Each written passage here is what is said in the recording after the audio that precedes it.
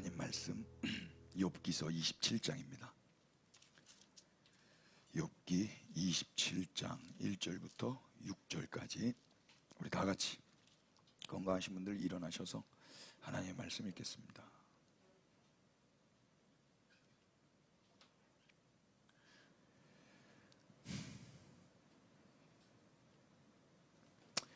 다 같이 욥이 시작. 욥이 또 풍자하여 이르되 나의 정당함을 물리치신 하나님, 나의 영혼을 괴롭게 하신 전능자의 사심을 두고 맹세하노니 나의 호흡이 아직 내 속에, 하나님의 숨결이 아직도 내 코에 있느니라. 결코 내 입술이 불의를 말하지 아니하며 내 혀가 거짓을 말하지 아니하리라. 나는 결코 너희를 옳다 하지 아니하겠고 내가 죽기 전에는 나의 온전함을 버리지 아니할 것이라. 내가 내 공의를 굳게 잡고 놓지 아니하리니 내 마음이 나의 생애를 비웃지 아니하리라. 아멘. 자리에 앉겠습니다.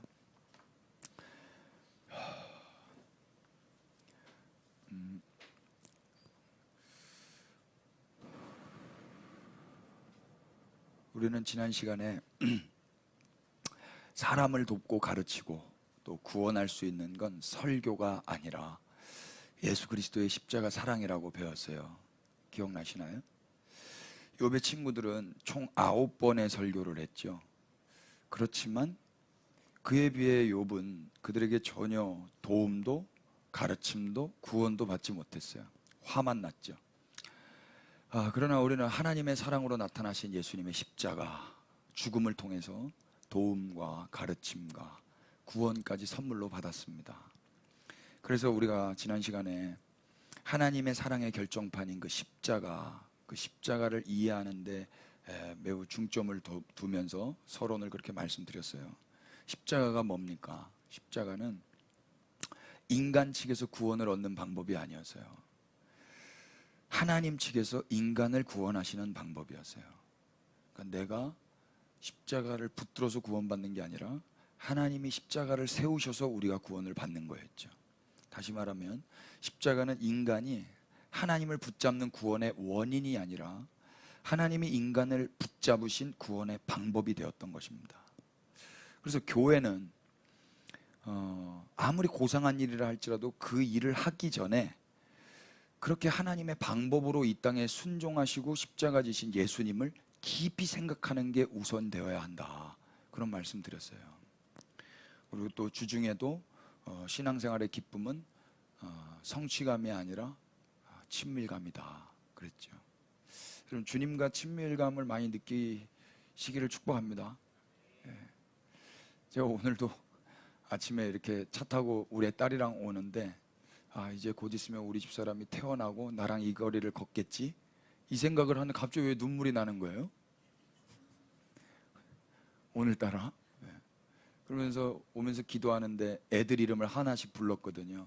하나님, 하연, 다연, 토연, 의연. 왜 눈물이 나는 거예요?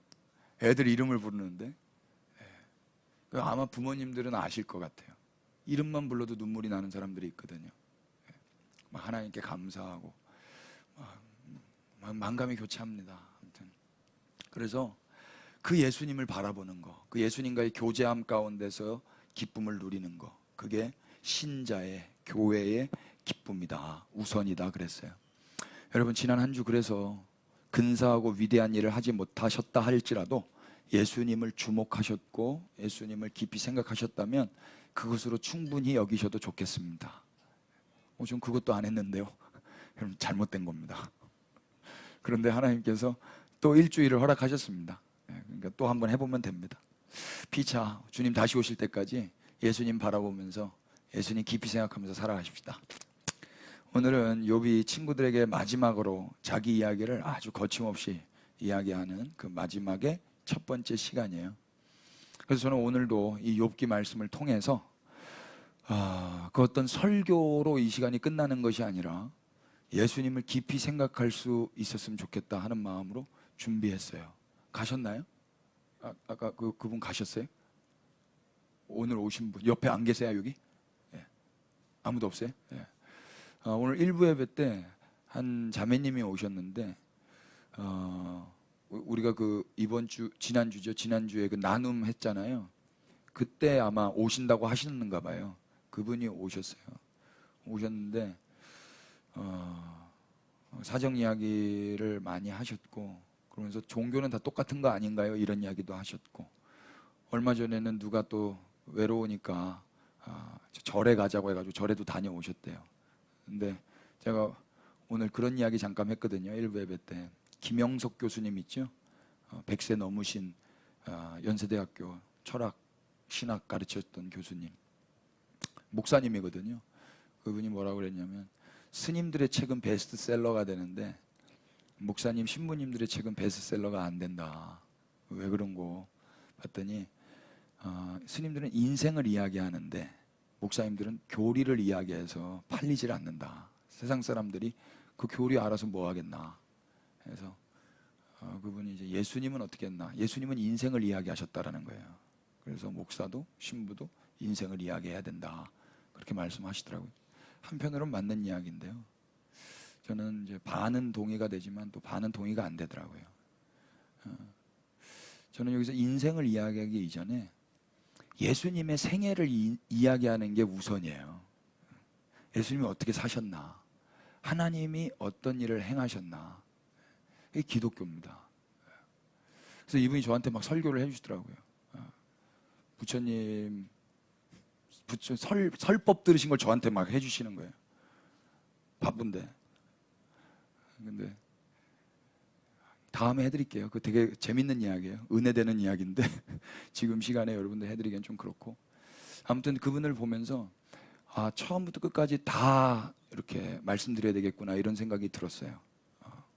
예수님, 기독교, 신앙생활, 교회 성도로서 어떤 삶을 살아야 되는지 우리에게는 너무나 익숙하고 다 아는 이야기인데 그분은 전혀 몰라요.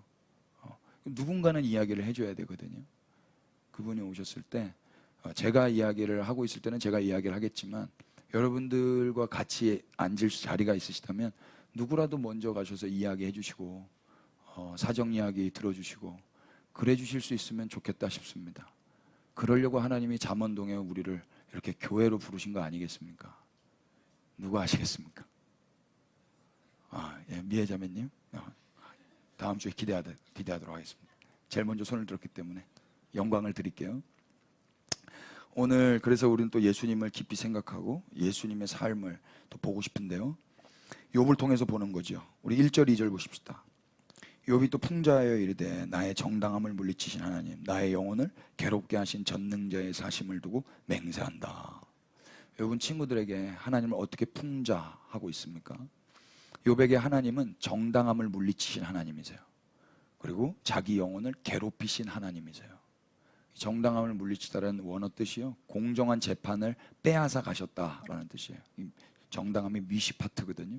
미시파트는 심판, 판결 이런 법정 용어예요. 근데 지금 욥은 제대로 법정에 서지도 못하고 계속 고통만 당하고 있잖아요. 그러니까 정당함을 빼앗아 버렸고 몸도 마음도 쇠해져 있는 괴로운 상태 아닙니까? 아무리 생각해도 이거는 나로부터 말미암은 게 아닌데 하나님이 왜 이러실까? 이게 지금 의문에 있는 상태잖아요. 욥은 몸도 마음도 엄청난 큰 고통으로 괴로움을 당하고 있어요. 만약 우리가 믿는 하나님이 우리에게도 이렇게 욥처럼 대우하신다면 여러분 어떨 것 같으세요? 상상도 별로 하고 싶지가 않습니다. 끔찍합니다. 하루아침에 전 재산 다 빼앗아 가시고, 하루아침에 자식들 다 데려가시고, 하루아침에 몸 병신 만들고, 상상도 하기 싫습니다. 욥은 그걸 하루아침에 다 당하고 있는 거지 않습니까? 우리는 1장부터 봐가지고 이게 하나님의 섭리 아래서 이루어지는 걸 알고 있지만 아무것도 몰라요. 욥은 얼마나 괴로울까요? 그러나 욥의 반응이 더욱 놀랍습니다. 3절 4절 보실래요? 읽어볼까요? 나의 시작.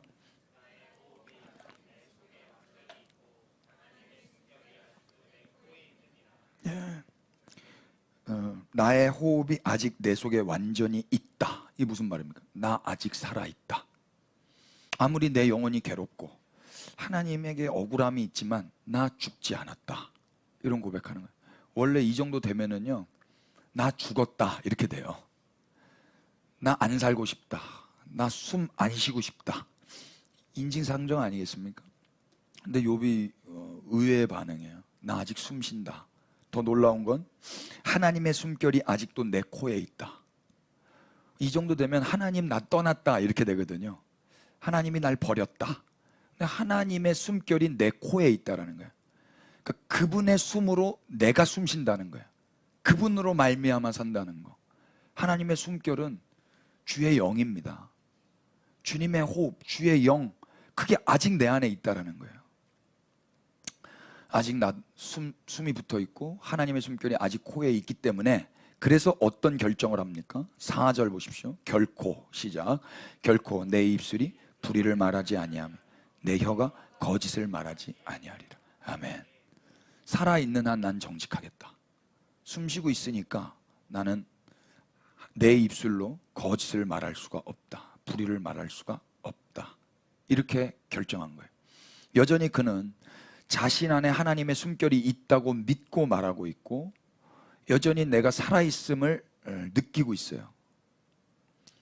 현재 고통을 당한다고 해서 모든 게 끝난 게 아니라는 걸 욥을 통해서 배웁니다. 대체로 이 정도 되면 다 끝났다 이렇게 하기 마련인데 다 안 끝난 거예요. 여전히 호흡하고 있다면 그 고통을 통해서도 우리는 하나님의 하나님됨을 드러낼 수 있을 것입니다. 하나님은 어떤 분이냐면 모든 것을 합력하여 선으로 이루실 수 있는 분이십니다. 예수님이 세례를 받으러 갔을 때 세례 요한이 그러죠. 어찌하여 나에게 세례를 받으려 하십니까? 내가 당신께 세례를 받아야 되는데. 그랬더니 해라. 네가 이를 행하여 선을 이루자 그래요. 하나님이 기뻐하시는 걸 이루는 거예요. 어떻게 예수님이 죄인들이 받는 세례를 받냐 이 말이에요. 근데 그 모든 것이 다 합력하여 선을 이루시는 겁니다. 지금 이 상황 우리 삶에 없었으면 좋겠잖아요. 그런데 이것마저도 하나님은 선을 이루실 수 있는 분이라는 거예요. 한번 확인해 보죠. 로마서 8장 28절입니다.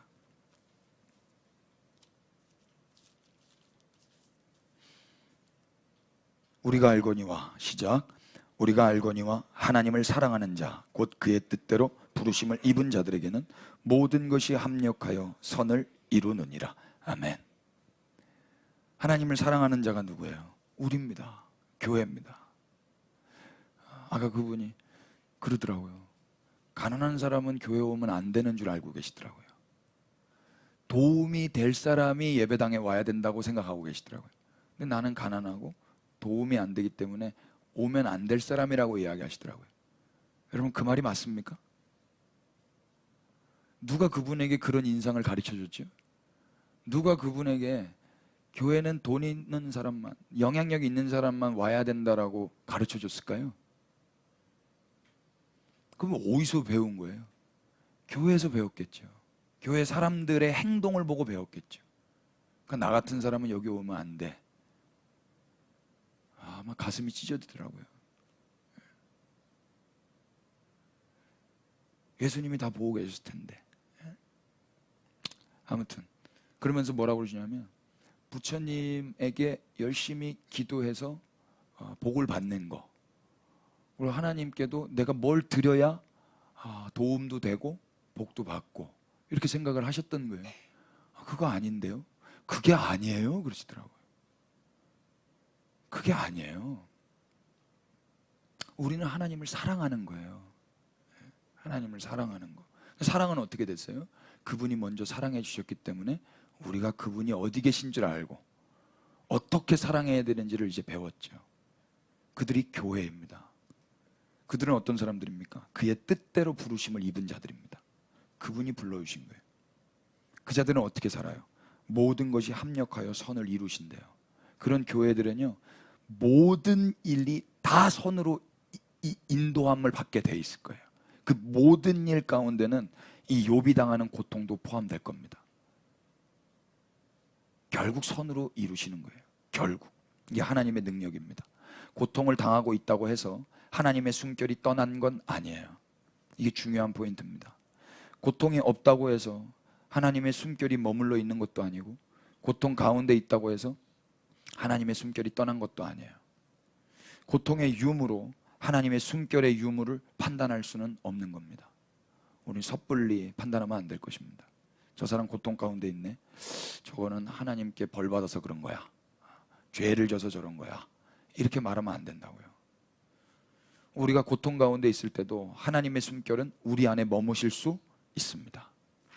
그러니까 속지 마시자고요. 고통 중에 있다고 해서 하나님의 숨결이 나를 떠난 거라고 누구가 그렇게 말한다 할지라도, 원수 마귀가 그렇게 말한다 할지라도 속으시면 안 되는 거예요. 욥은 지금 하나님의 숨결이 그와 함께하고 있기 때문에 고통과 상실을 경험하고 있는 거예요. 하나님의 숨결이 있기 때문에 고통을 당한단 말입니다. 하나님의 숨결이 떠나서 고통을 당하는 게 아니라.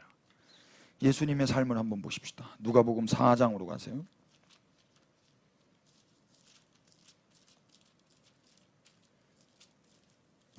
아까 그분이 저한테 어렵지 않으셨어요? 그랬더니 어렵진 않은데 지루했어요 그러더라고요.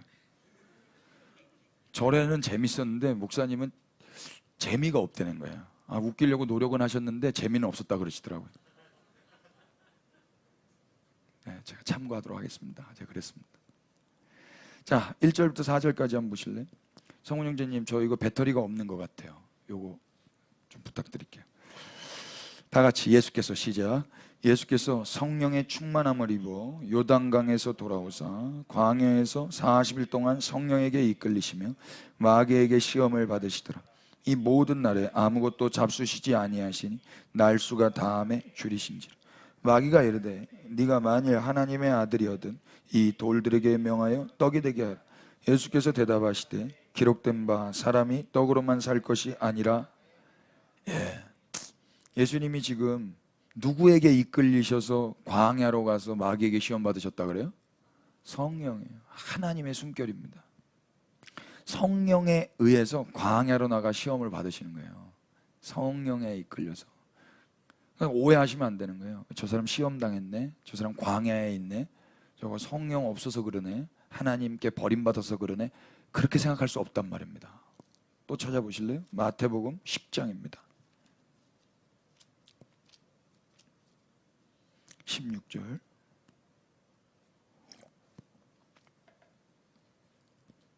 보라, 내가 너희를 보냄이 양을 이리 가운데로 보낸 것 같도다. 그러므로 너희는 뱀같이 지혜롭고 비둘기같이 순결하라. 사람들을 삼가라. 그들이 너희를 공회에 넘겨주겠고 그들의 회당에서 채찍질하리라. 또 너희가 나로 말미암아 총독들과 임금들 앞에 끌려가리니 이는 그들과 이방인들에게 증거가 되게 하려 하심이라. 19절 읽어볼까요? 시작. 너희를 넘겨줄 때 어떻게 또는 무엇을 말할까 염려하지 말라. 그때 너희에게 할 말을 주시리니 계속 말하는 이는 너희가 아니라 너희 속에서 말씀하시느니 곧 너희 아버지의 성령이시니라. 아멘. 여러분 놀랍지 않습니까? 예수님이 제 아들을 이리 때한테 어린 양으로 보내신답니다. 잡아먹혀 죽으라는 소리예요. 그리고 또 뭐라 그래요? 사람들을 삼가라. 너희를 공회에 넘겨줄 것이고 회당에서 채찍질할 거다 그래요.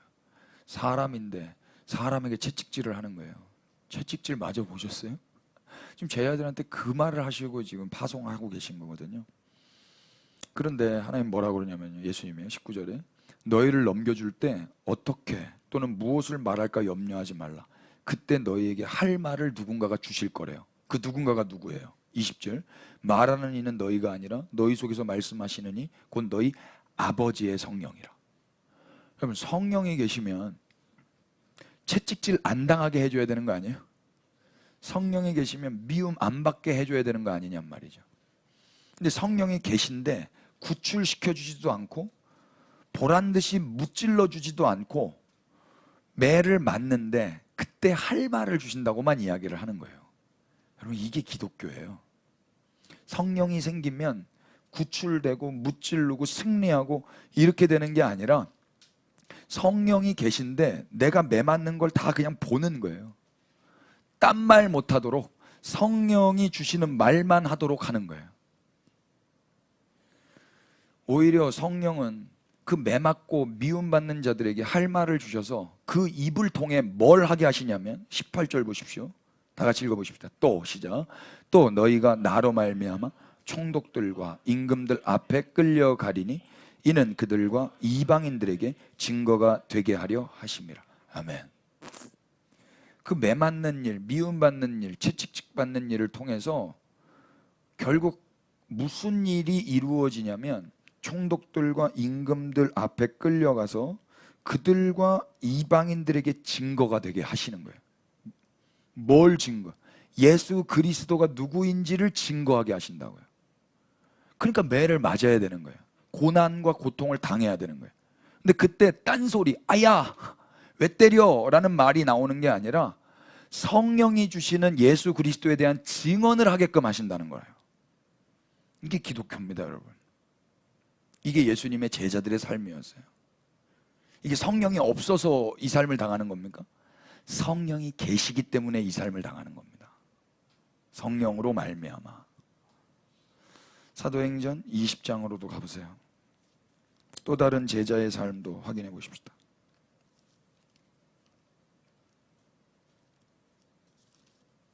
사도행전 20장 22절부터 24절까지 보라, 다 같이 시작. 보라, 이제 나는 성령에 매여 예루살렘으로 가는데 거기서 무슨 일을 당할는지 알지 못하노라.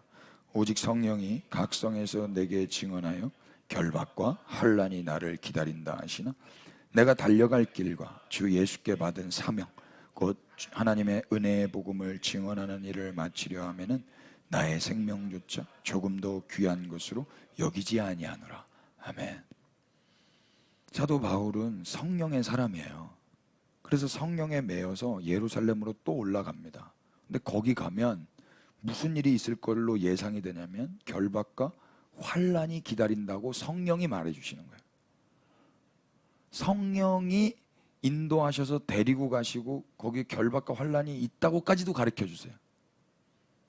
그럼 가야 되는 거예요. 그런 일이 있다 할지라도 내가 달려갈 길, 하나님의 은혜의 복음을 증언하는 일을 마치려 하면은 내 생명을 조금도 귀한 것으로 여기지 않겠다. 난 간다. 하고 간단 말이에요. 사람들이 아무것도 모르고 야, 저 사람 결박당하네. 저 사람 환난당하네. 저 사람 하나님께 저주받은 사람이야. 유대교 탈퇴하더니 저 꼴 당하고 꼴도 좋다. 이랬을지 모르겠어요. 아니요. 그 하나님의 영에 사로잡혀서 총독들과 임금들과 이방인에게 예수 그리스도에 대한 증언을 사도 바울의 이 결박과 환난을 통해서 오늘 우리가 듣고 있는 겁니다. 이 모든 것이 합력하여 선을 이루시는 과정이 바로 이런 역사 가운데 믿음의 선조들이 살았던 삶에서 우리가 확인할 수 있는 겁니다. 우리 삶에 그래서 고통이 있다고 해서 하나님의 숨결이 떠났다라고 단정 지을 수 없다 이야기예요. 고통이 없다고 해서 하나님의 숨결이 머물러 있는 것이라고도 착각하시면 안 됩니다. 난 지금 하나님 영이 나를 사로잡았어. 오늘 너무 잘 나가. 내 인생 너무 잘 풀렸어. 아니에요, 여러분. 그 고통의 유무와 하나님의 숨결의 유무를 이렇게 비례해서 판단하거나 생각할 수는 없는 거예요. 신앙은 단순하게 그렇게 판단하고 이렇게 결정하고 생각할 수가 없더라고요. 우리가 아는 거, 우리는 이제 뭘 아냐면 하나님의 숨결이 있는 자는 고통 중에 있다 할지라도 하나님의 숨결이 허락하신 그 말을 하면서 살아야 된다는 거예요. 그것은 단순한 비명과 절규 정도가 아닐 겁니다. 하나님께 대한 원망과 비난 정도가 아닐 거예요. 하나님 아픕니다. 왜 나에게 이런 삶을 허락하셨습니까? 이런 거 아니에요. 우리 안에 계시는 하나님의 숨결이 주시는 그 말 뭐겠어요? 곧 예수 그리스도에 대한 증거예요. 임금들 앞에 섰든지 총독들 앞에 섰든지 이방인들 앞에 섰든지 예수 그리스도에 대한 증거를 이제 해야 할 것입니다. 이제 그 하나님의 숨결이 있는 자는 그분께 자신의 입을 내맡겨야 돼요. 하나님, 내 입은 내게 아닙니다. 나를 드립니다. 주님이 허락하신 원하시는 말을 내 입을 통해서 하시옵소서.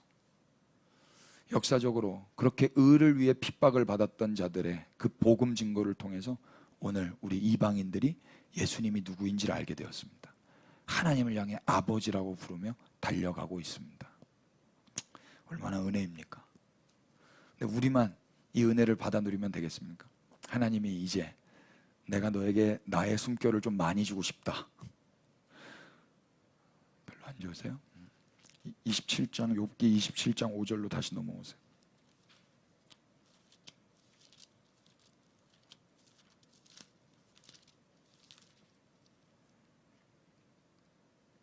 욥은 끝까지 친구들의 주장을 인정하지 않았어요. 욥의 친구들이 했던 말이 뭡니까? 너는 죄인이다. 뭔가 죄를 졌으니까 이렇게 저주를 받는 거다. 그러니까 빨리 회개해라. 빨리 고통의 문제를 해결하려면 바짝 엎드려서 하나님 앞에 죄를 씻어라. 근데 욥은 아무리 생각해도 자기가 하나님 앞에 죄 지은 게 없거든요. 그래서 5절에 이렇게 이야기해요. 나는 시작. 나는 결코 너희를 옳다 하지 아니하겠고 내가 죽기 전에는 나의 온전함을 버리지 아니할 것이라. 예. 너네가 옳다라고 나는 말하지 않겠다. 이거 인과응보대로 내가 그렇게 회개해서 이 고통의 문제를 해결하지 않겠다. 내가 죽기 전에는 나의 온전함을 버리지 않겠다. 나 아직 살아있다. 난 하나님을 만나고 싶을 뿐이다. 6절 보실래요? 내가 내 공의를 굳게 잡고 놓지 아니하리니 내 마음이 나의 생애를 비웃지 아니하리라. 대체로 이 정도 되잖아요. 그럼 자기가 밉습니다. 자기가 싫어요. 그런데 욥은 아직까지 자기가 좋은 것 같습니다. 만약 친구들 말대로 자기의 고통의 문제를 해결하기 위해서 회개하려고 했다면 욥은 오늘 우리에게 어떤 메시지를 가르쳐 줄까요? 문제가 있으면 회개해야 합니다 라는 교훈을 주고 끝났겠죠. 문제가 있을 땐 왜 문제가 이렇게 터졌는지 복기해보고 그 복기한 그 원인을 빨리 제거해야 됩니다. 내적 치유 아닙니까 이거? 그래서 그 복기한 그 내적의 그 문제들, 과거의 그 문제를 예수 보혈로 씻어내고 도려내어서 깨끗하게 회복되려고 시도하는 거. 근데 그런 게 아니더라고요. 욥이 오늘 우리에게 주는 교훈은요, 그 정도가 아니에요. 욥은 자신이 왜 하루아침에 이런 고통을 당하는지 아무것도 몰라요. 우리는 알지만 하나님이 이해가 되지는 않지만 그는 여전히 하나님의 숨결이 내 안에 있다라고 믿고, 그래서 하나님이 이해는 되지 않지만 하나님을 사랑하는 마음은 그렇게 크게 변화되지 않은 것 같아요. 아직까지도 하나님을 사랑하는 것 같아요. 그리고 자신의 삶에 대해서도 비관적이지 않으면서 자신을 비웃지 않았어요. 그러니까 너무 아프니까 죽여달라고는 할 수 있어요. 그렇지만 내 생애를 비웃지 않겠다라고 말하고 있잖아요. 욥은 신자의 의연함을 이 성경을 통해서 우리에게 가르쳐주고 있는 것 같습니다. 신자는 십자가의 공로로 어떠한 상황 속에서도 여전히 안전한 자들이에요. 내가 지금 어떠한 처지에 놓여 있다 할지라도 우리는 여전히 안전합니다. 외부로부터의 공격 속에서도 우리는 하나님을 사랑하고 자신을 사랑하는 것이 변함이 없어야 할 것이고, 내부에 내 속 안에서부터 정죄감과 죄책감이 올라온다 할지라도 자신을 자조적으로 비웃거나 조롱하지 않는 것, 그것이 신자의 태도입니다. 아무리 재정적으로 파산을 했다 해도, 자식 농사를 하루아침에 다 망쳤다 해도, 내 몸 하나 건사하지 못하고 건강관리 실패했다 해도, 이런 모든 상황들이 하나님의 사랑에서 우리를 끊어낼 수는 없다 이야기입니다. 우리 딸이 얼마 전에 시험을 봤거든요. 시험을 봤는데 뭐 성적이 잘 나왔겠습니까? 별로 잘 안 나왔나 봐요. 그런데 제가 이 카톡 푸사를 보니까 기가 찬 거예요. 우리 딸 카톡 푸사가 어떻게 되어 있냐면 내 대가리 빡대가리 이렇게 써져 있더라고요. 제가 한 허드슨 테일러, 허드슨을 한번 짚고 우리 딸한테 가가지고, 야, 이거 누가 가르쳐줬니? 이런 말을. 또 누구한테 이런 말을 들었니? 아빠가 너한테 한 번이라도 이런 말 한 적이 있든? 네가 시험을 못 봤다고, 공부를 못 한다고, 넌 대가리가 왜 그러냐? 네 대가리는 빡대가리다 이런 말 한 적이 있든? 저는 한 번도 그런 적 없거든요. 전 제가 공부를 못했기 때문에 우리 딸이 저보다 공부를 잘해요. 하루는 우리 다현이가 되게 시무룩하게 와가지고 밥 먹으면서 이야기를 하더라고요. 아, 오늘 시험 2개 틀렸어 그러더라고요. 그랬더니 김하연이 그 소리 듣고 있다. 야, 난 2개 맞았어. 우리 도연이가 나 70점 맞았어. 나 17점 맞았어 그러더라고요. 이거 재밌죠. 17점을 맞건 2개를 맞건 걔는 여전히 제 딸이란 말입니다. 내가 아멘 조용하게 한 명 해주셨는데 은혜가 됩니다. 학교에서 그랬대요. 니네 공부 못하면 인생 망한다. 시험 망치면 인생 망친다. 좀 물어봤어요. 아빠 정말이냐고. 아니야. 성경 몇 장 몇 절에 그렇게 쓰여 있어. 아니야. 그냥 건강하게 기분 좋게 밥 맛있게 먹고 정직하고 성실하게 하나님 사랑하고 그러면 돼. 너는 너의 길을 가면 돼. 아빠를 봐. 아빠도 공부 못하고 선생님들이 그렇게 소망 없다고 했는데 소망은 아빠에게 있는 게 아니라 예수님께 있어. 저는 이렇게 말해주거든요. 이렇게. 누가 걔한테 내 대가리 빡대가리라고 가르쳐준 거예요. 그래서 제가 네 친구들이 가르쳐줬니? 그래서 친구들 푸사 열어보라 그랬어요. 친구들 푸사 열어보니까 내 대가리 빡대가리 써져 있는 거예요. 친구들 푸사 보니까 락스를 먹고 있더라고요. 나는 죽어야 돼. 난 시험을 망쳤어. 락스를 먹고 있어. 푸사가 막 칼로 막 자기를 찌르고 있어. 여기서 왔구나. 전도하자. 전해줘라.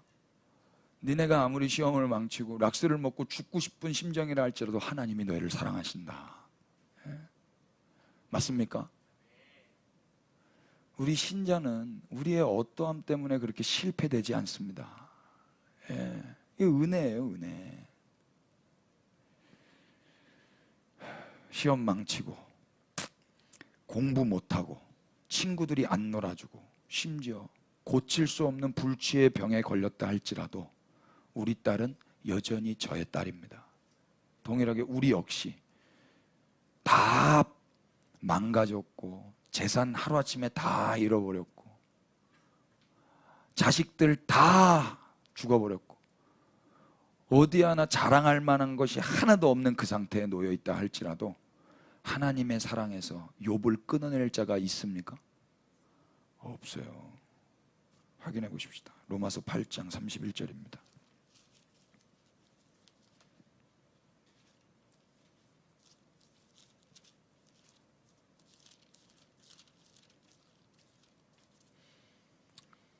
그런즉 이 일에 대하여 우리가 무슨 말하리요?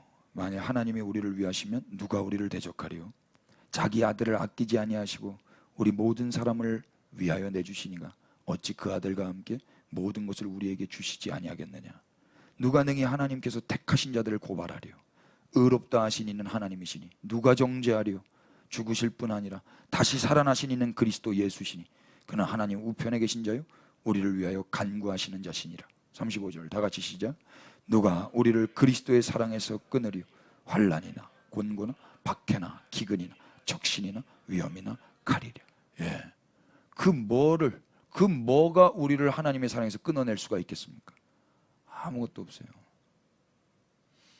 우리 개척 처음 했을 때 매달 5만 원씩 유학생의 피 같은 돈이라는 이름으로 헌금하신 목사님 계셔요. 해병대 나오고 고려대학교 나오고 공부 잘하셨는데 미국 가가지고 박사학위 따셨습니다. 그 집도 애가 넷입니다. 작년에 애 넷째 낳고 애가 조금 몸이 안 좋아가지고 한국에서 치료를 받기 위해서 들어왔었어요. 근데 애 혼자 오기 그러니까 엄마가 뒤늦게 왔습니다. 처음에 올 때는 이모가 데리고 한국에 아기만 왔었는데 엄마가 왔어요. 근데 엄마가 왔는데 하혈을 한 거예요. 하혈을 해서 병원을 가봤더니 자궁경부암인 거예요. 근데 수술할 수가 없는 상태라는 거예요. 청청병력 같은 소리입니다. 청청병력 같은 소리. 제가 지난주 우리 집 애를 하나님이 허락하시고 그날 그 소식을 들었습니다. 그래서 저도 막 무너져 내리더라고요. 근데 한 주간 이 말씀을 준비하면서 그렇게 기도하고 축복하고 싶더라고요. 여전히 하나님이 그 가정을 사랑하신다고 저는 믿습니다. 예수 그리스도께서 그 가정을 위하여 피 흘리신 것을 저는 믿습니다. 아무리 그 가정의 환난과 박해와 적신과 병과 내가 감당할 수 없는 질병과 그 병마와 싸우고 있다 할지라도 하나님의 사랑에서는 끈을 낼 수가 없는 것입니다. 다 끝났다라고 포기하고 싶을 그때에도 하나님은 끝내지 않으실 것입니다. 여러분 생각나실 때마다 기도해 주시면 좋겠어요. 욥은 왜 하나님으로부터 영원히 괴롭힘을 당하고 있는 거예요?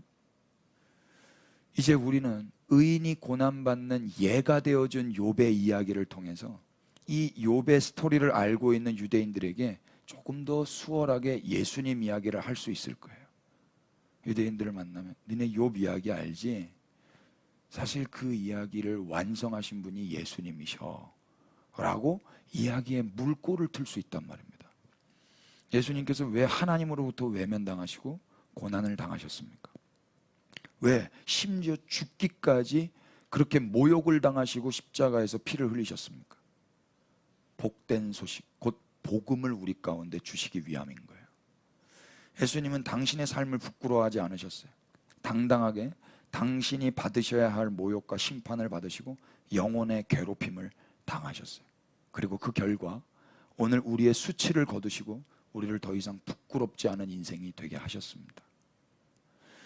이번에 또 넷째를 하나님 주시면서 많이 또 생각하고 묵상하게 하셨는데, 예수님이 두 팔 벌려서 십자가에 다 벗겨진 수치를 당하셨거든요. 그 결과 어떤 일이 일어났냐면 우리 같은 이방인들도 하나님을 향하여 아버지라 부르며 달려가게 된 거예요. 이때 하나님이 예수님이 얼마나 아름다워 보이셨을까. 저희 집사람이 여자로서 다리를 벌리고 그 수치를 당하면서 피를 흘렸어요. 그리고 아들을 낳았습니다. 그 아들이 저에게 이제 아빠라고 부를 것입니다. 아빠하고 달려올 때 제가 얼마나 감격스러울까요? 우리 집사람이 그때 화장도 안 했고 향수도 안 뿌렸고 얼굴도 찡그리고 있었지만 저에게는 가장 아름다운 여자입니다. 저는 영광을 받았어요. 그래서 제 어떤 걸 줘도 아깝지 않게 되었단 말입니다. 하나님이 그래서 예수님께 뭘 주죠? 모든 이름 위에 뛰어난 이름을 주세요. 예수님께. 그리고 모든 무릎이 예수 이름 앞에 무릎을 꿇게 하셨어요. 하나님의 이름 앞에 꿇는 게 아니고 예수 이름 앞에 꿇도록 하나님이 당신의 이름을 예수님께 주셨다고. 그래서 모든 이름으로 예수님을 주라 시인하는 걸 통해서 하나님이 영광을 받으신다고 했다고요. 저는 그걸 이제 알아버렸어요. 빌립보서 2장이 이해가 되더라고요. 아, 그렇구나. 모든 영광을 우리 아내가 다 받아도 내가 기쁘구나. 모든 영광을 우리 아내가 다 받아야 되는 거예요. 피를 흘렸으니까, 아이를 낳았으니까. 저 아내가 애 낳고 뭐라고 말했는지 아세요? 성경을 보니까 창세기에서 여자가 애를 낳는 건 죄의 결과인데 심판의 어떤 모습으로 여자가 해산의 고통을 겪는다고 하셨는데, 자기가 너무 고상해진다는 거예요. 자기가 너무 영광을 느낀다는 거예요. 이걸 죄의 결과로 이해할 수가 없다는 거예요. 죄의 결과는 막 혼나야 되고 찌그러져 있어야 되고 이러잖아요. 그런데 내가 너무 행복하다는 거예요. 이 아이를 품에 안고 있는 내가. 그래서 우리 그때 예배했습니다. 이것이 하나님의 성품이다. 죽어봐라 하고 심판을 주시는 게 아니었더라고요. 그걸 통해서도 하나님이 우리에게 기쁨을 주셨어요. 그걸 통해서도. 예수님이 십자가에서 당당하게 수치를 당하시고 죽임 당하셨어요. 그 결과 우리가 수치를 안 당했고 우리가 부끄럽지 않은 인생이 되었어요. 성경을 좀 찾아보십시다. 요한복음 19장입니다. 10절 11절. 빌라도가 이르되 내게 말하지 아니하느냐? 내가 너를 놓을 권한도 있고 십자가에 못 박을 권한도 있는 줄 알지 못하느냐? 예수께서 대답하시되 위에서 주지 아니하셨더라면 나를 해야 할 권한이 없으리니 그러므로 나를 너에게 넘겨준 자의 죄는 더 크다 하시니라. 아멘. 이게 무슨 말이에요? 예수님이 얼마나 당당한가 보세요. 예수님이 죽음 앞에도 얼마나 의연하게 대답하십니까? 빌라도가 너 나한테 잘 보여야 돼. 내가 널 놓을 권한도 있고 너를 붙들 권한도 있어. 그랬더니 예수님이 너에게서 권세가 오는 게 아니야. 네가 날 붙잡은 줄 아는데 위에서부터 다 예정되어 있던 거야. 그러면서 아주 기분 나쁘게 뭐라고 그래요? 나를 너에게 넘겨준 자의 죄는 더 크다. 이게 무슨 말인지 제가 이해가 안 되다가 이해가 대반에 돼버렸어요. 너 빌라도 너는 죄인 축에도 못 껴. 넌 죄인 축에도 못 껴. 네가 지금 총독으로서 권세가 있어서 나를 놓아줄 수도 있고 뭐 풀어줄 수 있는 줄로 생각하는데 아니야. 너는 아무것도 아니야. 얼마나 예수님이 의연하세요? 한번 또 다른 데 찾아보세요. 고린도후서 5장 21절. 왜 이렇게 위에서 권세를 주셔서 예수님을 십자가에 못 박으시는 거예요? 다 아는 말씀인데 하나님이 죄를 알지도 못하신 이를 우리를 대신하여 죄로 삼으신 것은 우리로 하여금 그 안에서 하나님의 의가 되게 하려 하십니다. 왜 하나님이 당신의 권세를 가지고 예수님을 십자가에 못 박으시는 거예요? 우리를 하나님의 의가 되게 하시려고. 죄를 알지도 못하신 하나님.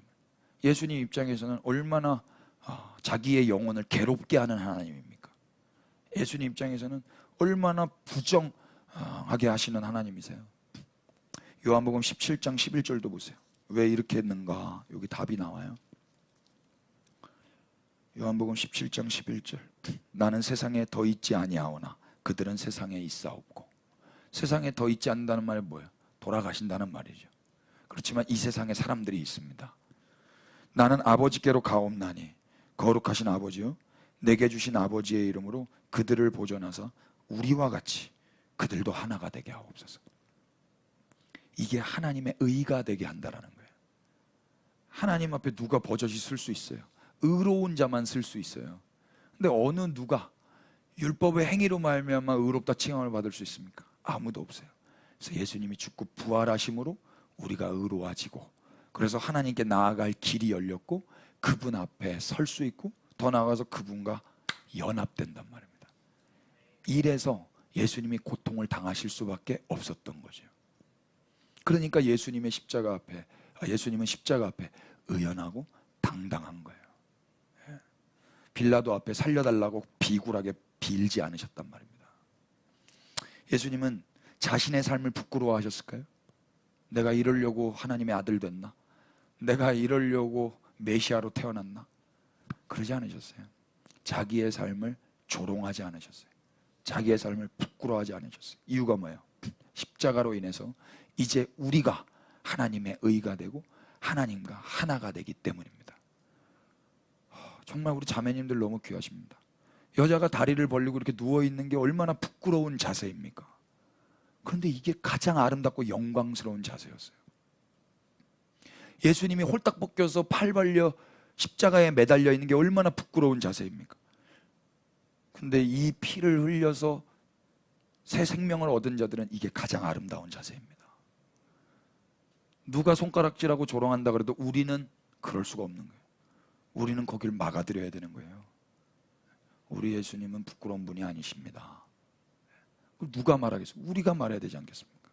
우리 자식들이 엄마가 다리 벌리고 있는 여자라고, 엄마가 피 흘렸다고, 엄마가 비명 질렀다고, 엄마가 얼굴 찡그렸다고 그걸 부끄러워하면 되겠어요? 그걸 통해서 자기가 자기 됐는데? 그럴 수 없지 않습니까? 오히려 그렇게 하시는 어머니를 위해서 효도하는 것이 마땅한 삶 아니겠습니까? 이로써 이 복음 안에 있는 바울도 복음을 부끄러워하지 않았다라고 선포하면서 일생 복음을 증거하는 거예요. 복음은 이 아들 예수 그리스도를 통해 유대인과 이방인을 구원하시는 하나님만 하실 수 있는 능력, 이 복음이에요. 아무리 똑똑하고 아무리 많이 배운 사람이라 할지라도 복음만이 하나님의 능력으로 사람을 구원하는 그 길이 된다라고 이제 알아버렸기 때문에 그 복음을 부끄러워할 수가 없이 복음을 증거하고 있는 것입니다. 로마서 1장으로 가셔서 확인해 보십시다. 1장 1절 예수 그리스도의 종 바울은, 여기부터 부끄러움이 없어 보여요. 자기를 가리켜 종이라고 이야기해요. 그것도 예수 그리스도의 종. 되게 부끄러운 이야기 아닙니까? 나는 종입니다. 이건 명함도 못 내미는 거잖아요. 근데 이걸 이렇게 대문짝만하게 쓰고 있다고요. 사도로 부르심을 받아 하나님의 복음을 위하여 택정함을 입었으니 이 복음은 하나님이 선지자들을 통하여 그의 아들에 관하여 성경에 미리 약속하신 것이라. 그의 아들에 관하여 성경에 미리 약속하신 것. 그러니까 구약 성경에 약속되어 있는 것이 곧 복음이라 이야기예요. 예수 그리스도에 관한 이야기란 말입니다. 그의 아들에 관하여 말하면 육신으로는 다윗의 혈통에서 나셨고 성결의 영으로는 죽은 자들 가운데서 부활하사 능력으로 하나님의 아들로 선포되셨으니 곧 우리 주 예수 그리스도시라. 그러니까 복음이라는 거, 예수님, 이 모든 건 다 유대적 배경 안에서 이해할 때 바르게 이해할 수 있는 거예요. 혈통적으로 다윗의 혈통으로 오신 그 예수님, 누가 제일 먼저 다윗 혈통 하면 귀가 열리겠습니까? 좀 미국 사람이 귀가 열리겠습니까? 중국 사람이 귀가 열리겠습니까? 이스라엘 사람들이 귀가 열린단 말이에요. 그러니까 왜 예수님이 다윗 혈통으로 오셨는지 그들에게 먼저 이 소식이 전해져야 된다 이야기예요. 그들이 가지고 있는 구약 성경에 이미 예고되어 있던 이야기니까. 그래서 16절에 뭐라고 이야기해요? 내가 복음을 부끄러워하지 아니하노니 이 복음은 모든 믿는 자에게 구원을 주시는 하나님의 능력이다. 근데 누구에게 먼저래요? 유대인에게, 그리고 헬라인에게. 이들은 늘 율법으로 말미암아 의롭다 칭함을 받아서 구원받으려고 했던 사람이에요. 누구보다도 이들에게 복음이 절실하단 말입니다. 그렇게 이제 안 해도 돼. 니네 그거에서 실패했잖아. 그래서 나라 망했잖아. 그래서 뿔뿔이 흩어졌잖아. 지금도 로마의 식민지 가운데 살고 있잖아. 성전은 파괴됐잖아. 그런데 하나님이 너희를 포기하지 않으셨어. 사람의 의로는 할 수 없었기에, 그러나 이제 하나님이 하나님의 의를 나타내셨어. 예수 그리스도의 믿음으로 말미암아 모든 믿는 자에게 차별이 없이 당신의 의를 선물로 주셨어. 예수 그리스도 안에 있는 속량으로 말미암아 값없이 의롭다함을 얻게 되었어. 이 소식을 그들에게 먼저 전해줘야 되지 않겠냐 이야기야. 평생 그 의를 갈망했던 사람들인데, 평생. 우리는 그런 적도 없잖아요. 그래서 욥기의 이야기를 가지고 예수님의 이야기를 자연스럽게 할 수만 있다면 얼마나 탁월하게 그들에게 하나님의 경륜을 이야기할 수 있을까, 이런 생각을 해봐요. 예수님은 이제 오늘 우리에게 이런 도전을 하고 계신 게 아닌가 싶습니다. 누군가의 삶에 하나님께서 고난을 허락하시고 괴로움을 허락하신다 해도 이제 우리는 섣불리 오해하거나 판단하거나 착각하면 안 될 것입니다. 또 섣불리 저 사람은 성령이 떠났어, 하나님의 숨결이 떠났어, 이렇게 말해도 안 될 거예요. 하나님의 숨결이 없는 것처럼, 하나님의 심판을 받는 것처럼 우리는 심판자가 되어서는 안 될 것입니다. 우리는 욥과 예수님 그리고 신앙의 선배님들의 삶을 통해서 이미 확인했어요. 하나님의 숨결이 있는 자의 삶이 어떠한 삶이었는지. 그래서 오히려 고통당하는 자들에게, 고난과 예기치 않는 아픔과 상실을 겪고 있는 자들에게 오히려 영광스럽게 그들을 축복하면서 우리도 또한 그 길을 곧 걸어가게 될 것을 바라보면서 덤덤하게 그렇게 신앙인의 삶을 살아야 할 것입니다. 혹 우리 중에 여기 계시거나 방송으로 함께 하시거나 고통, 고난, 박해, 그 아픔 가운데 계시는 분들이 계시다면 스스로 자기를 미워하거나 자기를 조롱하지는 마시길 바랍니다. 성령께서 주시는 말씀에 자기의 입을 맡기시고 나의 이 몸뚱아리를 통하여, 나의 인생을 통하여 총독 앞에서건 임금 앞에서건 이방인들에게건 유대인들에게건 예수 그리스도를 증거할 수 있는 그것으로 영광으로 알고 우직하게 우리 그 길을 같이 걸어가십시다. 고난 중에 있는 우리의 입술을 통해서 우리 예수님이 높임을 받으시고 그분이 드러나게 되실 것입니다. 고린도전서 4장을 한번 열어보실래요?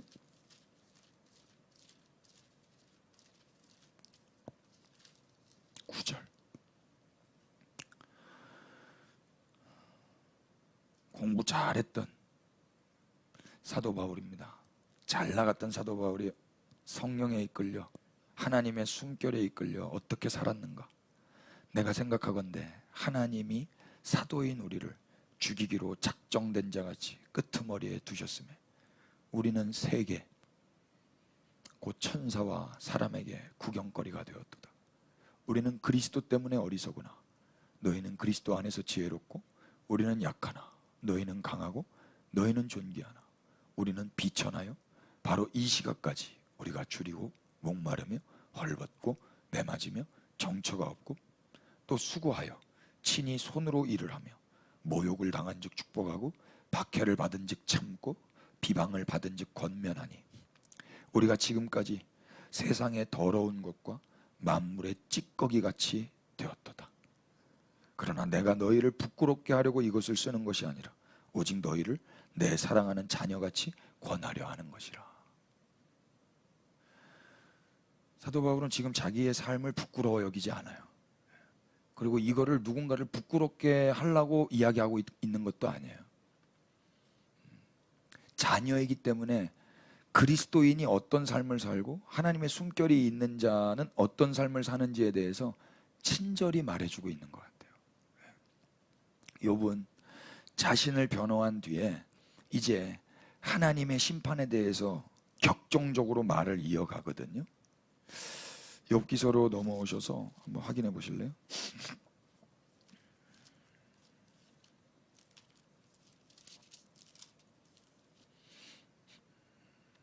7절부터 이제 끝절까지 아주 날이 선 말을 합니다. 제가 한번 읽어볼게요. 나의 원수는 악인같이 되고 일어나 나를 치는 자는 불의한 자같이 되기를 원하노라.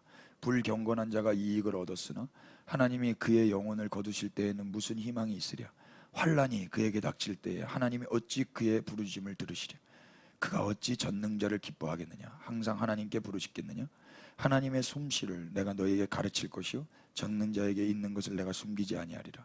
너희가 다 이것을 보았거늘 어찌하여 그토록 무익한 사람이 되었는고. 우리 13절 다 같이 시작. 악인이 하나님께 얻을 분깃. 계속 그의 자손은 번성하여도 칼을 위하며 그의 후손은 음식물로 배부르지 못할 것이며 그 남은 자들은 죽음의 병이 돌 때에 묻히리니 그들의 과부들이 울지 못할 것이며 그가 비록 은을 티끌같이 쌓고 의복을 진흙같이 준비할지라도 그가 준비한 것을 의인이 입을 것이요 그의 은은 죄 없는 자가 차지할 것이며 그가 지은 집은 조매의 집 같고 파수꾼의 초막 같을 것이며 부자로 누우려니와 다시는 그렇지 못할 것이요 눈을 뜬즉 아무것도 없으리라. 두려움이 물같이 그에게 닥칠 것이요 폭풍이 밤에 그를 앗아갈 것이며 동풍이 그를 들어올리리니 그는 사라질 것이며 그의 처소에서 그를 몰아내리라.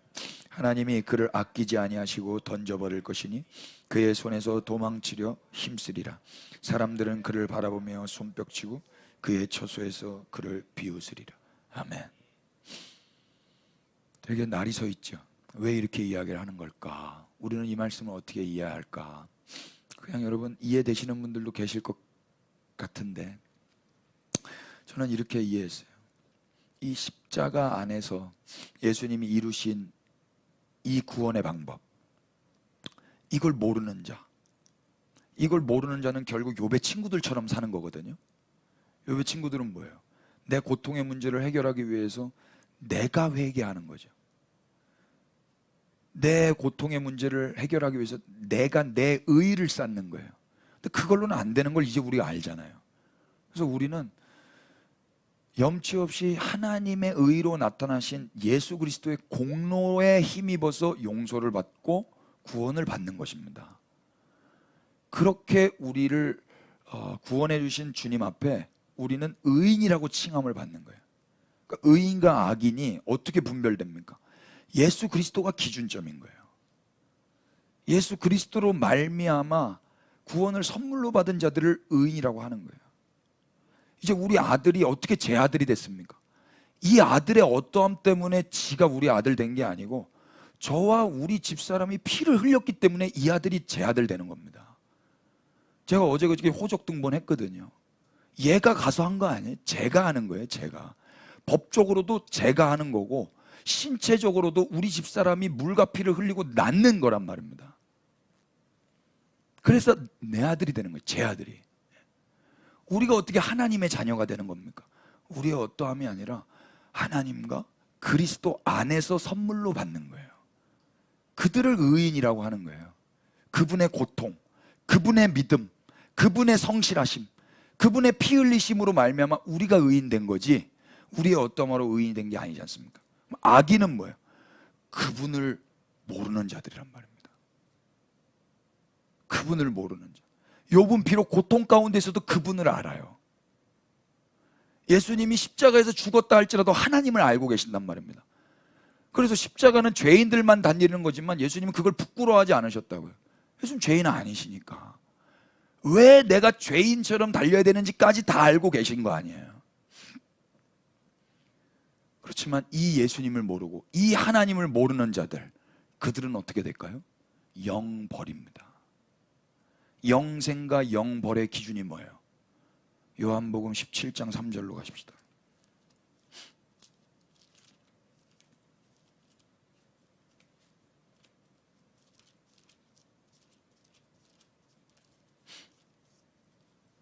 다 같이 제가 2절 읽을게요. 아버지께서 아들에게 주신 모든 사람에게 영생을 주게 하시려고 만민을 다스리는 권세를 아들에게 주셨음이로다. 3절 시작. 영생은 곧 유일하신 참 하나님, 그가 보내신 자 예수 그리스도를 아는 것이냐. 인간이 뭘 하는 게 아니에요. 하나님이 누구시고 예수님이 무슨 일을 하셨는지를 알아야 영생을 누린단 말입니다. 영생을. 몇 번 말씀드렸죠? 우리 아들이 토요일 날 일어나서 허겁지겁 학교 가려고 할 때 오늘 토요일이야, 그 말이 이 아이를 안전케 해요. 우리 딸이 둘째가 새벽 3시에 일어나가지고 막 울더라고. 막 이거 드립렌즈 빼야 되는데 막 못 뺐고 지금 막 학교 가야 되는데 밥도 못 먹었고. 얘 왜 이렇게 민감한지 모르겠어요. 막 울어. 그래서 야, 왜 그래 왜? 지금 학교 늦었다는 거야. 새벽 3시다. 3시예요? 바로 평안하게 또 잠을 들었어요. 나 지옥 가면 어떡하지? 나 벌 받으면 어떡하지? 예수님이 십자가에서 다 이루셨다. 그래요? 평안하게 쉰단 말입니다. 그래서 십자가를 바라보라고 하는 거예요. 바라보라는 말이 뭐예요? 이미 그건 이루어진 이야기라는 거예요. 이미 역사 안에 이미 십자가가 섰단 말입니다. 우리가 아직 죄인 되었을 때. 근데 이걸 모르면 욥의 친구들처럼 자기의 행위로 자기의 고통의 문제, 죄의 문제를 해결하려고 할 거 아닙니까? 베드로전서 2장 16절 말씀처럼 주님은 자유를 주셨는데 그 자유를 가지고 내 악과 죄만 가리는 데 쓰다가 시간을 다 버릴 거 아닙니까? 허송세를 보내는 거란 말이에요. 기준은 하나님과 예수 그리스도를 아는 거예요. 그래서 하나님의 경륜을 모르는 자의 결국은 욥이 말했던 것처럼 그렇게 될 것 같아요. 이거 뭐 겁주려고 하는 이야기가 아니라, 그럼 어떻게 해야 돼요? 우리가 할 수 있는 이 복음을 증거해야죠. 이 복음을. 말 안 해줄 거예요? 새벽 3시에 막 허겁지겁 막 학교 가려고 하는 애한테 아무 말도 안 해줄 거예요? 토요일 날 막 학교 가려고 하는 애한테 너 한번 당해봐라 이 새끼 너. 말 안 해줄 거예요? 복음을 전해주는 거란 말입니다. 오늘 토요일이야. 지금 새벽 3시야. 이게 복음을 전하는 거예요. 아는 자만 전할 수 있지 않습니까? 시계를 본 자만 전할 수 있지 않습니까? 이걸 가지고 그 사람을 조종하라는 이야기가 아니라 그 사람을 자유케 하기 위해서 복음을 전하는 거란 말입니다. 복음을 들으면 자유가 와야죠. 새벽 3시에 다시 잠이 들어야 될 거 아닙니까? 토요일 아침에 다시 잠을 자야 될 거 아니에요. 복음을 들으면 그렇게 된단 말입니다. 그게 영생이에요. 영생. 욥에게 고난을 허락하셨던 것처럼 예수님의 고난과 죽음을 통해 구원하시는 이 하나님을 모르는 그런 사람들에게 우리는 복음을 전해야 할 것입니다. 데살로니가 후서 1장으로 가십시다.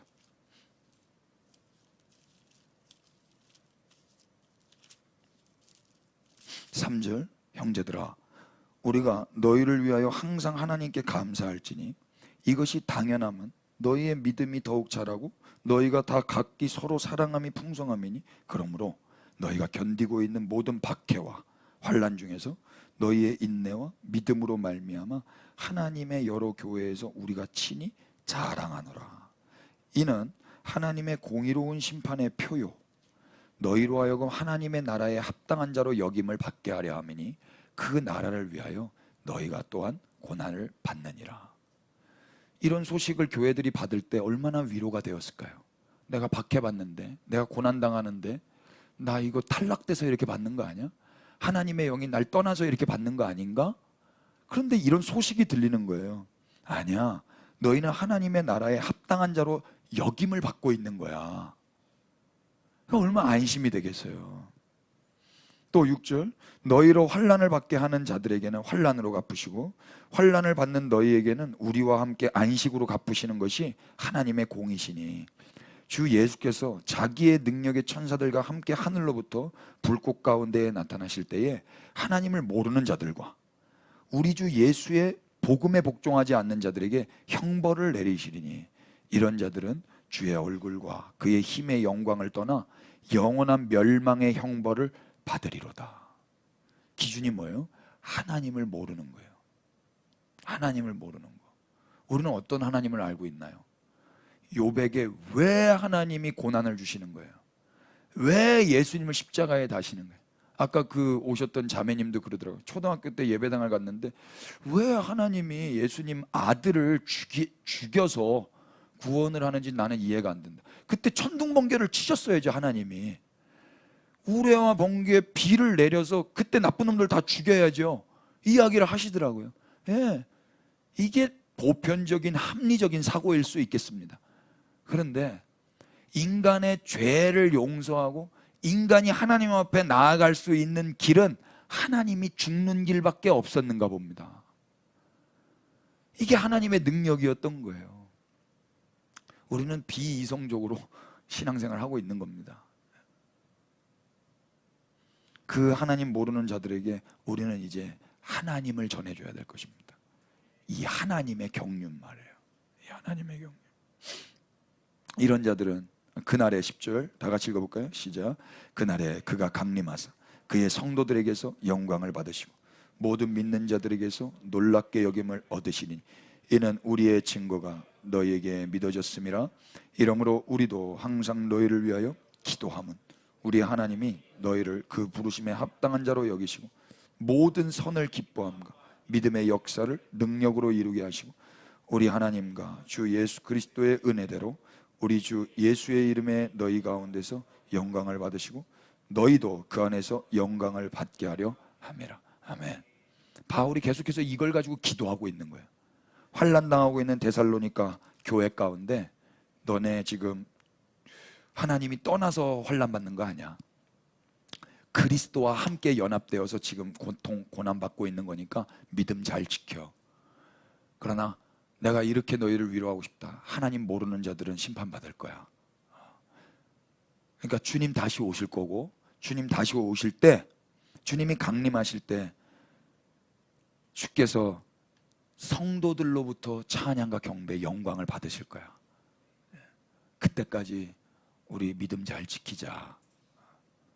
딴 데 쳐다보지 말고 사람들 뭐 어떻게 이야기하지 말고 아무리 힘들고 어려워도 하나님과 예수 그리스도 그분 안에서 신앙생활 잘하자. 이렇게 권면하고 있어요. 맨 마지막에 어떻게 끝나요? 우리 하나님과 주 예수 그리스도의 은혜대로 우리 주 예수의 이름이 너희 가운데서 영광을 받으시고. 이들 가운데 어떤 일이 일어나고 있습니까? 박해와 고난이 있다고요. 그런데 그 가운데서 예수님의 이름이 영광을 받으시는 거예요. 아까 그 마태복음의 제자들에게 말씀하셨던 것처럼 너희가 채찍질 당할 거야. 너희가 어린 양으로 이리떼한테 가서 물려 죽을지도 몰라. 그런데 성령님이 함께 하실 거야. 근데 풀어주진 않을 거야. 그렇지만 너희에게 할 말을 주실 거야. 그래서 그 임금들, 총독들, 이방인들에게 예수님을 증거하게 하실 거야. 이들도 이때 만약에 이들이 다 배교해버리고 뭐 그렇게 신앙 타협해버리고 이랬다면 이 1세기 당시에 순교자들이 없이 그렇게 기독교가 끝났다면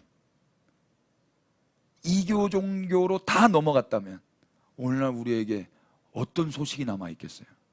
어떤 말씀이 남아있겠어요? 그래서 하나님께서 포기하지 아니하시고 당신의 사랑하는 자녀들, 그 교회들, 고통과 박해 속에서도 모든 것을 선으로 이루시는 하나님이 역사하셨기 때문에 오늘 우리에게까지 복음이 온 것 아닙니까?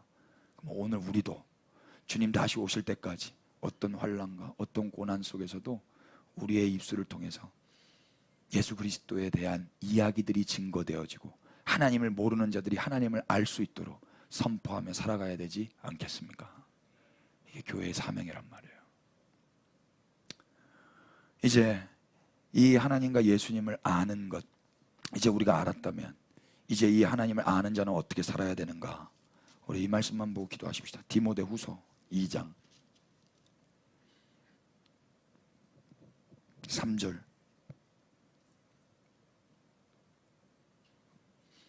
내 아들아, 그러므로 너는 그리스도 예수 안에 있는 은혜 가운데서 강하고 또 네가 많은 증인 앞에서 내게 들은 바를 충성된 사람들에게 부탁하라. 그들이 또 다른 사람들을 가르칠 수 있으리라. 3절부터 시작. 너는 그리스도 예수의 좋은 병사로 나와 함께 고난을 받으라. 병사로 복무하는 자는 자기 생활에 얽매이는 자가 하나도 없나니 이는 병사로 모집한 자를 기쁘게 하려 함이라. 경계하는 자가 법대로 경계하지 아니하면 승리자의 관을 얻지 못할 것이요 수고하는 농부가 곡식을 먼저 받는 것이 마땅하니라. 내가 말하는 것을 생각보라.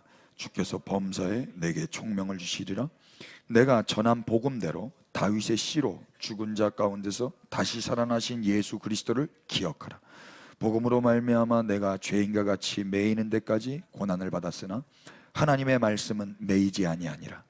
그러므로 내가 택함 받는 자들을 위하여 모든 것을 참음은 그들도 그리스도 예수 안에 있는 구원을 영원한 영광과 함께 받게 하려 함이라. 미쁘다 이 말이요, 우리가 주와 함께 죽었으면 또한 함께 살 것이요 참으면 또한 함께 왕노를 할 것이요 우리가 주를 부인하면 주도 우리를 부인할 것이라. 우리는 미쁨이 없을지라도 주는 항상 미쁘시니 자기를 부인하실 수 없으시리라. 아멘. 바울이 뭐라고 그래요? 너 사람들, 충성된 사람들에게 잘 부탁할게. 그들도 남들을 잘 가르칠 수 있게 될 거야. 여러분, 누구를 만나든지 이 하나님을 잘 가르치실 수 있게 되기를 축복합니다. 또 뭐라고 그래요? 디모데에게 너 나와 함께 그리스도 예수의 좋은 병사로 같이 고난받자, 이렇게 이야기하는 거예요. 사도 바울이 왜 고난받았다 그래요? 8절. 내가 전한 복음대로 다윗의 씨로 죽은 자 가운데서 다시 살아나신 예수 그리스도를 기억하라. 이거 예전에 같으면 사도 바울 입에서 감히 나올 수 없는 이야기예요. 뭔 말인지 아시죠? 사도 바울은 바리새인 중에 바리새인 아닙니까? 예수님이 다윗의 씨로 와서 메시아라는 그 사고, 그 교리에, 그 도에 미친 사람들을 죽이려고 달려든 사람이 사도 바울인데 자기가 지금 이걸 하고 있다고. 그 예수를 기억하라 그래요. 그러면서 복음으로 말미암아 내가 죄인과 같이 매이는 데까지 고난받았다. 넌 내 인생 알지? 내가 복음 때문에 이렇게 됐다. 복음이 뭐예요? 하나님의 복음이에요. 먼저는 유대인에게요, 나중에 헬라인에게로다. 이것 때문에 내가 부끄러워 여기지 않고 고난받는 데까지 내가 여기까지 왔다. 그런데 나는 매였지만 하나님의 말씀은 매이지 아니하리라. 나는 네가 알다시피 감옥에도 갇혀 있고 나는 묶여도 있었으나 결박당했으나 하나님의 말씀은 매일 수가 없다. 그 이야기를 하고 있는 거예요. 우리가 고난받는다 그래서 하나님의 말씀이 매여야 되겠습니까? 2000년 기독교 역사 가운데 하나님의 말씀이 매였습니까? 조금 꼬인 건 있는 것 같습니다. 조금 꼬인 건 있는 것 같지만 매이진 않았습니다. 그래서 우리까지 온 거 아닙니까? 그래서 그러므로 내가 택함 받은 자들을 위하여 모든 것을 참았다. 참았어요. 그들도 그리스도 예수 안에 있는 구원을 영원한 영광과 함께 받게 하려고 내가 참았다. 그들이 뭘 한 게 아니에요. 바울이 참은 거예요. 바울이 복음을 전한 거고, 그래서 하나님을 알게 된 거예요. 그럼 동일하게 이 시대에 누군가가 이 그리스도 예수 안에 있는 구원을 영원한 영광과 함께 받게 하려면 누가 참아야 되겠습니까? 누가 매여야 되겠습니까? 이게 교회의 사명이란 말입니다. 아멘 되세요? 하나님이 그러실지 모르겠어요. 누가 이 나라를 위해서 매일래? 누가 이 동네 사람들을 위해서 매일래? 누가 이 가정을 위해서 매일래? 어떤 사람은 어떤 한 사람을 위해서 그렇게 살 수도 있을 것이고, 어떤 사람은 한 민족을 품고 그렇게 할 수도 있을 것이고, 어떤 사람은 열방이 아니라 이스라엘 위해서도 그럴 수 있어야 할 것입니다. 각자의 부르심대로 그런 사람들이 하나님의 사람들로, 여기서 표현대로 병사로 모집된 사람답게 충성되게 살아야 되지 않겠냐 이 말이에요. 그래서 누구를 기쁘시게 하는 거예요? 병사로 모집하신 분을 기쁘시게 하면서 사는 거란 말입니다. 난 너 그래서 부른 거란다. 오해는 하지 마십시다. 이렇게 쓰임받는 게 목적은 아니, 하나님 우리를 사랑하셔서 부르신 거예요. 사랑하셔서. 그래서 뭐라고 그래요? 미쁘다 이 말이요, 우리가 주와 함께 죽었으면 또한 주와 함께 살 것이다. Ready to die 하면서 달려가자 이야기예요. 살짝 이런 말도 해요.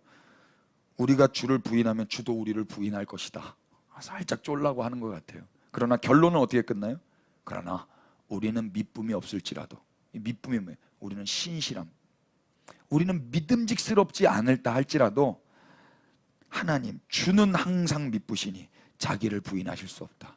그러니까 걱정하지 말고, 다른 거 염려하지 말고 나와 같이 고난을 받으라, 이렇게 이야기를 하고 있는 거예요. 어떤 사람이 제정신에 고난 받으라고 하는 종교에 가입하겠습니까?